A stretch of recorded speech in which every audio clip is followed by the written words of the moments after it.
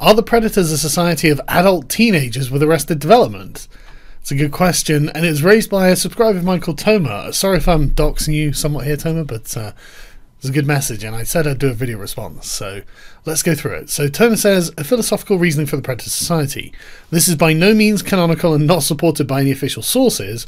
It's my own theory, is my experience as a writer, editor, and world builder. So Toma says that it's likely that the predator society is a post-automation one, and if you look at everything we've seen from their technology, that's probably true.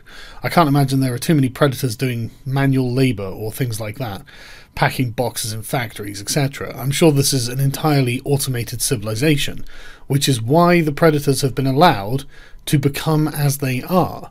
He says that a pre-ritualistic hunt structure existed in which they achieved all of their technological advancements, and the final one of a full sustainable automation has brought on the destabilization of a society that produced it.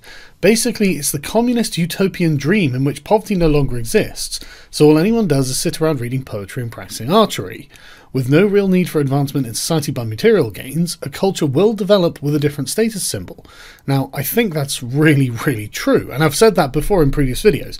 The end goal of communism might not even be particularly desirable, and we will undoubtedly end up seeing a kind of human being that we just don't recognise because of their lack of struggle, and the fact that they will have to struggle for something to make them what I would consider to be like a fully realised person is definitely something that's going to happen in a post... When communism eventually comes around, when capitalism basically creates communism, then yes, I think that something like that will absolutely occur. And he says for the predators that would be the hunt, and in the predator universe that actually makes a hell of a lot of sense, because the predator females are far larger than the predator males. They're a sexually dimorphic species like spiders. The females are much bigger and obviously control mating, but, you know. With a truly sustainable full automation, the culture would have the freedom to become completely focused on leisure activities. And for a naturally competitive race, the leisure activity will turn into a ritualistic one. An all-or-nothing game where this is the new thing driving them forward in the will to exist, but backwards culturally. In this case, you'd be absolutely correct that the predators are acting like teenagers. In a society where everything is taken care of, you'd become childlike, impulsive, seeking validation. Yeah, and you'd participate in group activities, and you would assign to this otherwise irrelevant group activity a monumental amount of significance. You see this in everything, in like online communities, where people inside the community and are focused on the topic. It's very important. For everyone outside of it, it has no relevance whatsoever. In my opinion, this would be the best explanation to the mystery of a space-faring, big game hunting-based society. Toma, that is an absolutely fantastic theory, and I can't believe I didn't think of it myself, because it all makes sense and it all fits into the world.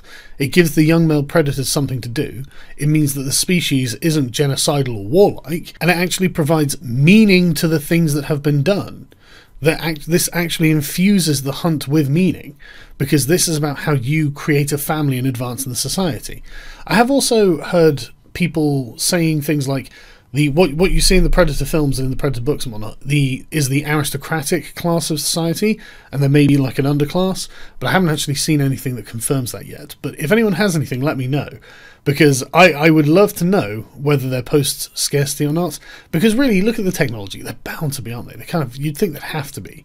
So I mean, that would make much more sense, that they've kind of regressed into a more primitive teenage mindset when it comes to procreation, because resources are infinite. Now it's about personal prowess. Now it's about acting like a bold young man who's off on an adventure to impress a young lady who's about 10 feet tall and beautiful in every way back on the home planet. But yeah, I really enjoyed this. Thanks, Toma. I really look forward to reading the comments on this one. This is a remarkably interesting subject for me for some reason, and I love the idea of us creating a plausible hypothesis that can actually underpin the Predator universe and actually make it make fucking sense.